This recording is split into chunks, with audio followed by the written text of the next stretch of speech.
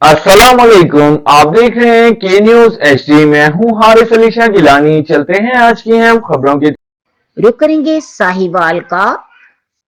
Farid town में 8 number stop पर अलकायम drink corner की तरफ से चाय देर से पहुंचने पर नक्काश और गोहर नामी बच्चों पर वहशियाना तशद्दुद।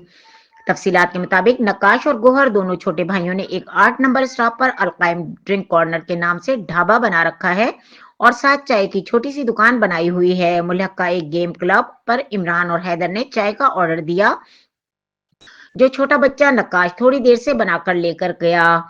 लेट जाने पर साथ वाले गेम क्लब से इमरान और हैदर आ गए और उन्होंने नक्काश और गौहर पर दराती और बोतलों से हमला कर दिया और बदतरीन तशद्दुद का निशाना बनाया, जिससे नक्काश की नाक कट गई। लोगों ने बड़ी मुश्किल से बीच बचाव करवाया। नक्काश और गौहर को फौरी हॉस्पिटल मुंतकिल किया गया, लेकिन पुलिस बासर मुलजिमान के खिलाफ FIR देने से कासिर है। ना ही डाक दिया जा रहा है मेडिकल करवाया जाए। मुतासरीन का DPO साहिवाल से मुतालबा है कि हमें इंसाफ फराहम किया जाए।